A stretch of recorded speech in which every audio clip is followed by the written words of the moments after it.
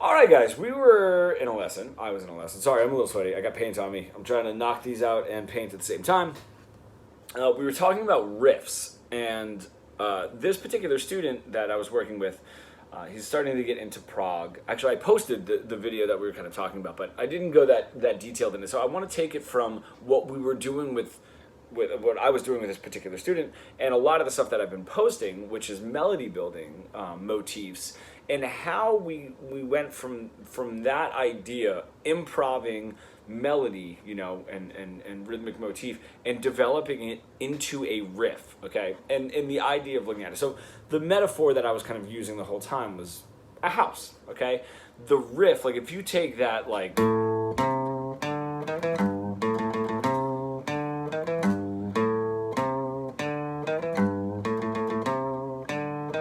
right? You have this awesome riff. It's holding everything together. It is the foundation of that song. I know I didn't play the pickup note. I know there's going to be a purist in there that's going to want that pickup note in there. So that is a little bit more structural, right? It's really holding the whole thing together. It's like the foundation of the song, okay? Repetition. It's got a great forward motion by taking that first note and the second time do it, the kind of like shotgun rhythm. Just has like a little bit of momentum, which is why I love that riff and a lot of the stuff that Jimmy Page and John Paul Jones wrote. Now, when we get into the idea of,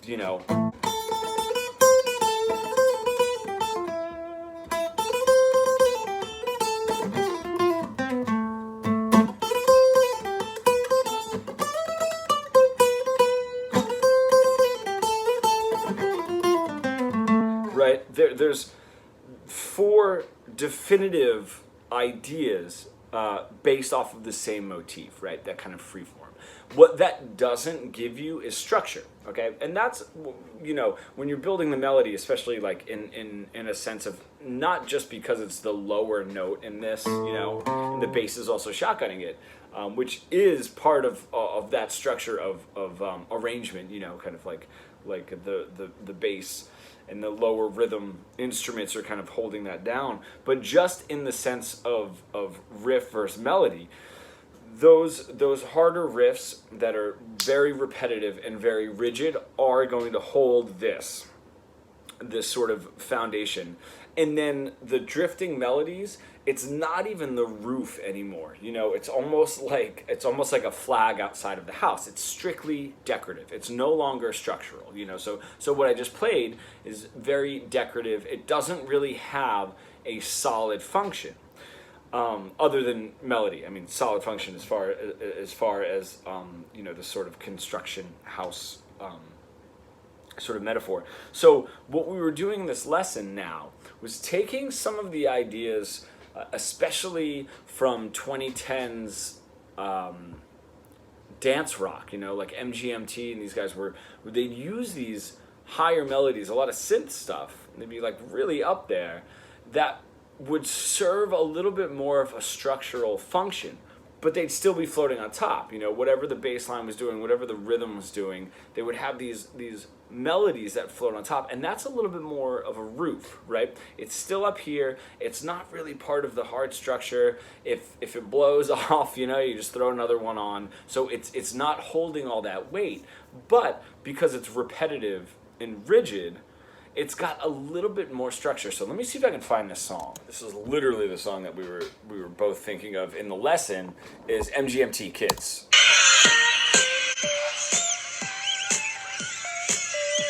That top part.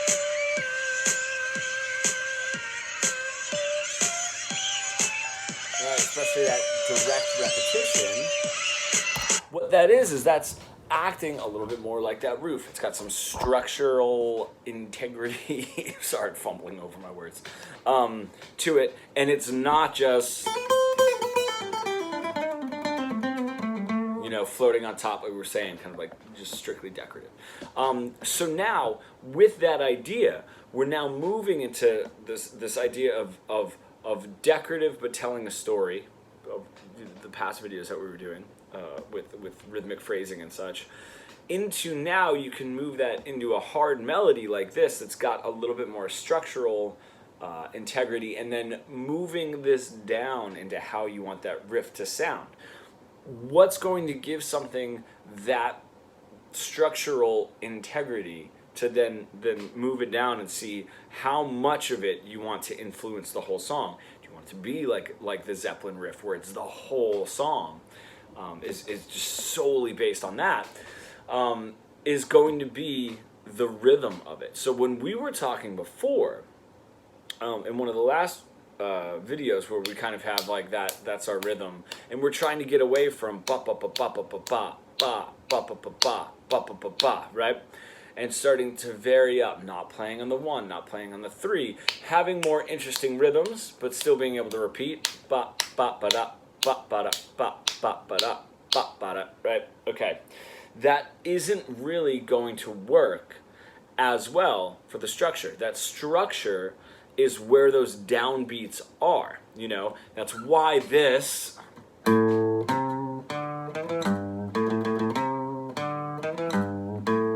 it's not only low as far as the tone is concerned, that's helping hold everything together, but it's just driving on those downs. So that is something to consider, that having that driving force and really holding it down on those downbeats is going to help give it that feel. Now that doesn't mean you can't have something that is kind of, you know, on the upbeats and a little bit more syncopated, that's repeating.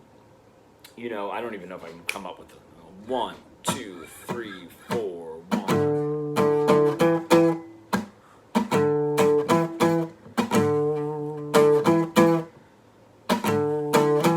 You have something like that, yeah, that's got a little bit more syncopation to it, but it's still actually dun dun dun. It's still got a little bit more structural integrity in where the odd rhythm is lying, you know. So when you're kind of coming up with the rhythms for this, you know, you could think of it the same way that we're building the melody, is kind of like having a little bit of a rhythm and then throwing, you know, your riffs into it. One thing that I really recommend when you're starting to get into this is using the pentatonic. Now, the pentatonic in and of itself has a very structured feel to it, as it's taking the 2nd scale tone out and it's taking the 6th scale tone out. So when you're just playing, that has a little bit more structure than, like hard structure, than that has a little bit more melody. That's got a little bit more free flow. We have a little bit more emotional and like emotional color to it. You know what I mean? So, right, not the hardest riff to really hold down a song, where if you did like,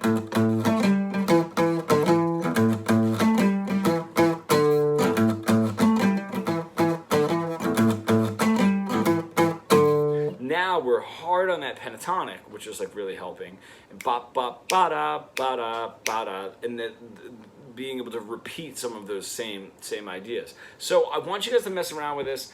One continuation, just like the riff that I just played, but that we were sort of getting into, is just taking 2 different rhythms in one riff, making it nice and short, but taking 2 different rhythms. So if you have like ba ba ba ba ba da ba da ba ba ba ba ba da ba da, those 2 back to back, right, remain structured without it getting redundant. You know what I mean? Because you don't want it to be 1, 2, 3, 4. Nah, it's not quite gonna work, right? Now it just sounds completely bland.